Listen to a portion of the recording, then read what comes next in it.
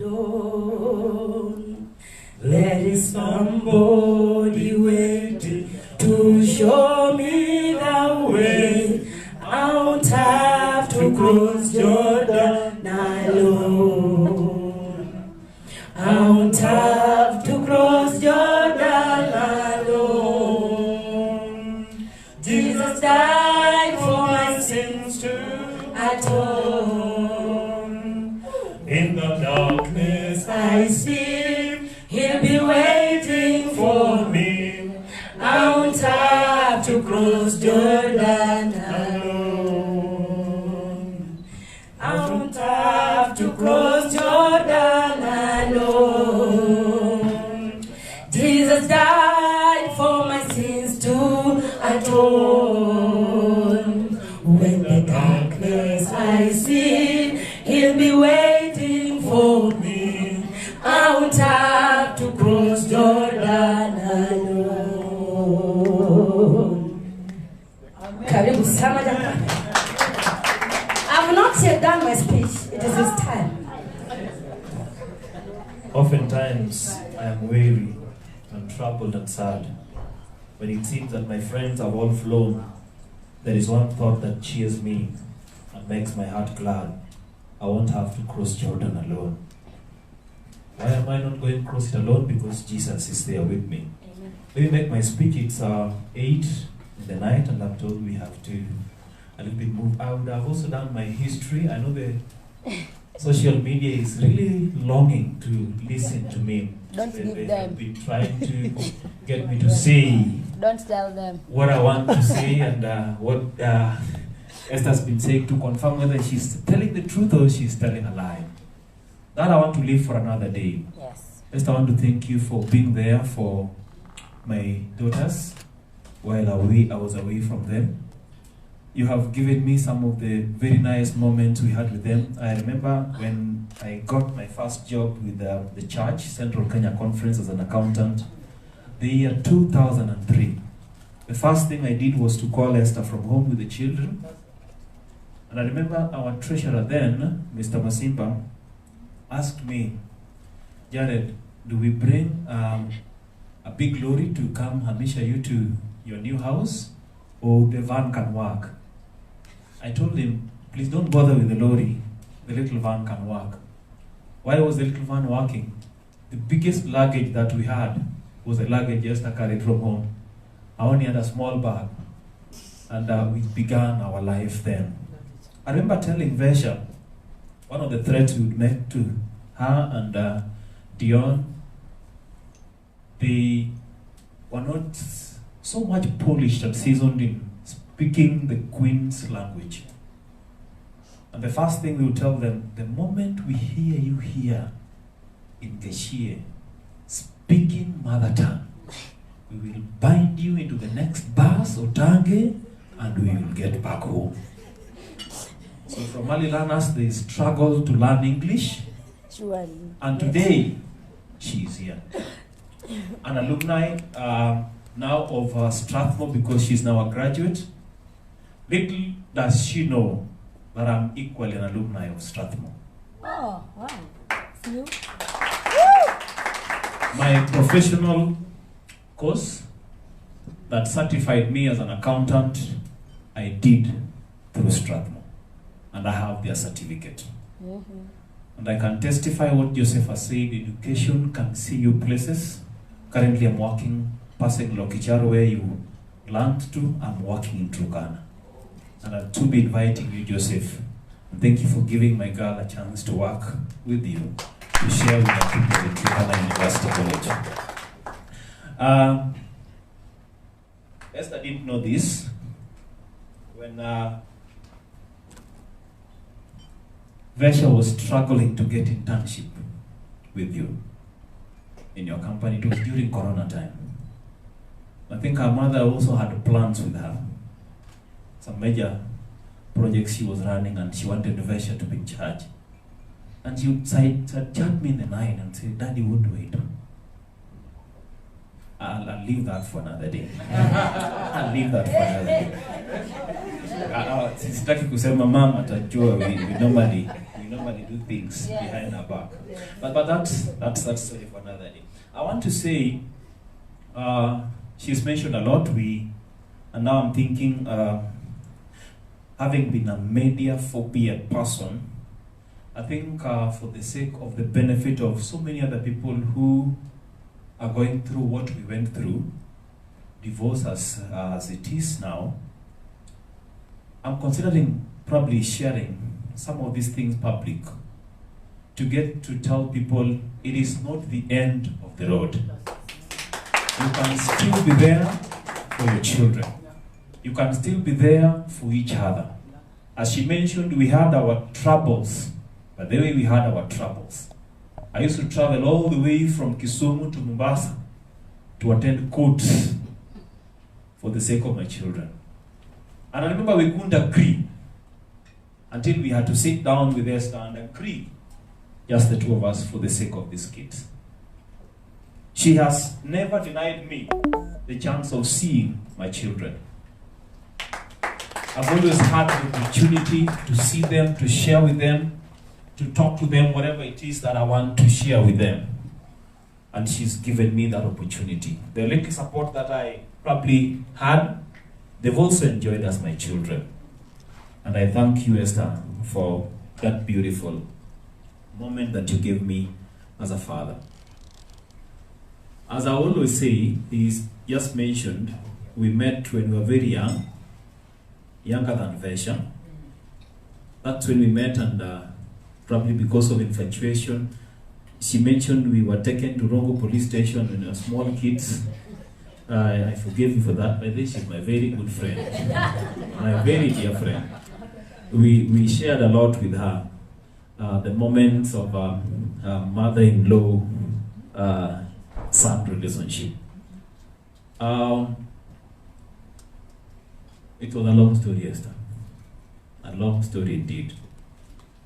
But I did know that wherever it is that God allows you to be, He has a purpose for getting you there. You may think because it is your white attire that has made you come here today. Believe me, it is not your white attire. You may think it is because of friendship. I remember we have a team called the We. Some of my friends from Kisumu, and one of them is here with us, Brother Steve will just wave. It probably is not the We group that makes you come here. God has a purpose for bringing you here today.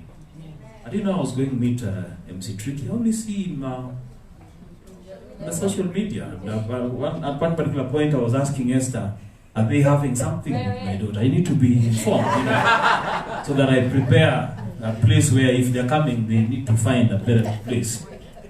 I didn't know I was going to meet MC Jesse, So God has a purpose for bringing us over here. And Ricky Warren, in his book, Purpose Driven Life, he says, for you to understand that purpose, go back to God and ask Him the reason why He has allowed you to be there today. So I may not know the reason why I came into Akothee's life, but today, as I was sitting over here, listening to speeches after speeches about my girls, then I was thanking God for the purpose that He allowed me to be in her life. Amen. To bring this beautiful life. I always tell my friends when I mention purpose-driven life, I always lag behind knowing my purpose, but I realize it way later. Imagine it's now seated here that I'm realizing the purpose for which God allowed me to be in her life, to bring these beautiful kids. She is passionate in what she is doing. Once in a while, during her academic career, as she began the choice of the degree she's doing, following after me in finance, we would consult. Assignments would be difficult. We would share. I would give him some glimpses of life, and she would pick up on them. I was not doing assignments, Mwalimu. I was not doing her assignments. I was only consulting, giving her directions as she walks behind my path. Very people have challenged you here. Make your own graph and beat it at the end of the day. Joseph, when you gave her the job, she called me and she told me, I've been given a big target. Will I be able to achieve it? The first week she called me, I'm not doing as much as I can. The day she beat the record, she called me again and said, Daddy, I have made it. So that's how you can do it. And you will do it. I'm now not, I've just been impressed that my mother-in-law she's doing her degree. In fact, now I'm hastening, I'm surrendering, I'm submitting my thesis for examination probably next month or something so that they don't find me on the way. I think I've also been lagging behind with the PhD for a little while, but I'll be finishing it soon. As I finish up, I want to say these words. I want to read these words by a friend of mine by the name Maxwell. He says these interesting words. Matthew Kelly, sorry, not Maxwell. Matthew Kelly says these words. And Vesha, I want you to have these words with you, tuck them somewhere, and let them keep you going. In a land where there are no musicians, in a land where there are no storytellers, teachers, poets, in a land where there are no men and women of vision and leadership, in a land where there are no legends, saints, and champions, in a land where there are no dreamers, the people will most certainly perish. But you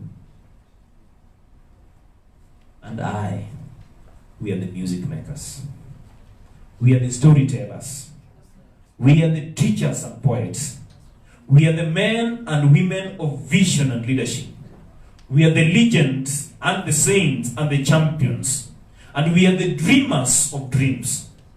Let us sit with God for a few minutes each day and dream with Him. And with the vision He places in our hearts, go out into the world with a contagious love that cannot be ignored. Please get those words, tuck them in your heart.